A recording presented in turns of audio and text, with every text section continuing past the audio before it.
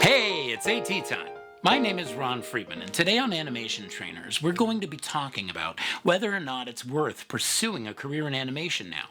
After all, with AI and other technologies affecting our job, could there cease to be work for animators in the future? And to make sure that you don't miss any of the other videos that we post here on Animation Trainers, please take a moment to like this video, subscribe to our channel, and switch the notification bell to all. Recently, I had a teenager ask me if it was worth starting to study a career in animation anymore when you consider the fact that it looks like AI could replace people's jobs. The last time this conversation happened was in regards to deepfake technology. Prior to that, it was about motion and facial capture technology. Before that, the conversation centered around computer animation in general. Prior to that, it was about the use of computers to color animation instead of traditional animation cells. And before that, it was about the use of xerography technology, eliminating the need for hand inking those animation cells at all. New technologies affecting how animation is created has been a part of the industry almost since its inception.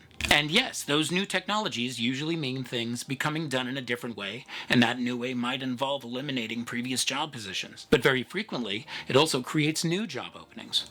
Over the course of the last 30 plus years that I've worked professionally in the industry, it has been necessary for me to improve my skills as a draftsman, then animate within the limited parameters of a CD-ROM, then abandon draftsmanship for computer animation, then animate within the limited confines of a browser-based online game, then working within the limitations of animating for a mobile app, and then learning how to integrate animations into a game engine myself, and most recently, animating directly within that game engine instead of using separate 3D animation software at all. Technology moves too fast for us to expect to be allowed to continuously move forward with a limited set of skills in our toolbox. In order to stay competitive as a professional within the animation industry, it's imperative to familiarize yourself with new technologies and how that technology might help you do your job. AI isn't going to take over animators' jobs any more than any of the previously mentioned technologies did. But they absolutely will change how we do our work, and it's necessary for us to learn as much as we can about how to best use this technology to handle more rudimentary aspects of our craft so that we can focus our energy on the portions of our work that require some extra love and attention.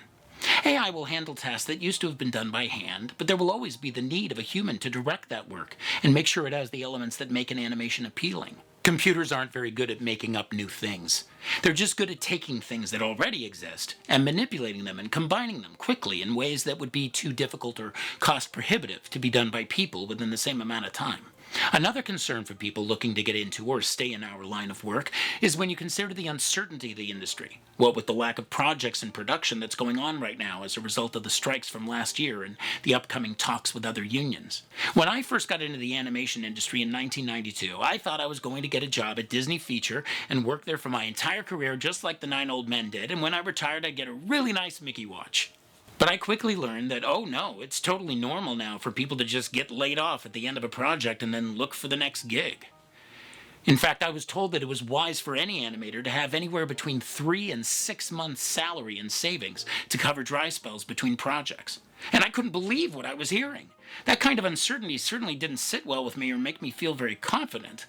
But then I considered the fact that this is a performance job. This is a job where creating a performance is what you're getting paid to do.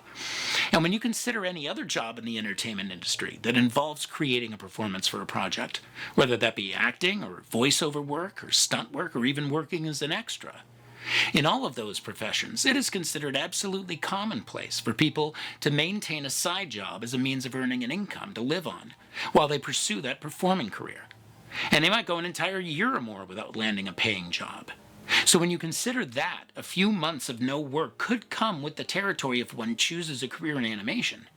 And in comparison to other performance jobs in the entertainment industry, it might not be that bad. If I ever find myself with downtime between projects, I try to use that time to learn a new skill or improve something I feel needs strengthening, so that I can make myself even more valuable and stay relevant within the industry. And let's be honest, animation is a fun job. There are a lot of people that would love to do that for a living, and so there's a fair amount of competition for positions. And it's necessary to strive to have as many skills as possible so as to make yourself valuable to a potential employer. But you also have to be exceptional at what you do. And time has proven again and again that one of the most important elements to exceptional talent is passion. And if creating animation is your passion and something that you feel you love to do and want to do and need to do and you can't imagine doing anything else, then you owe it to yourself to pursue that and to do whatever it takes to make yourself a valuable commodity in the job market based on current climates and necessities. If you agree with this, then please leave a comment below with the word passion. Don't be afraid to follow your passion. In future videos, I will be talking about what you need as well as what you don't necessarily need to become an animator and how to navigate the changing demands of our industry. And to make sure that you don't miss that video or any of the other videos that we post here on Animation Trainers, then don't forget to like, subscribe, and switch that bell. And would you like to have a private session with me where we can discuss how to improve your animation skills working with me one-on-one? Then please visit our website at animationtrainers.com and schedule a session with me.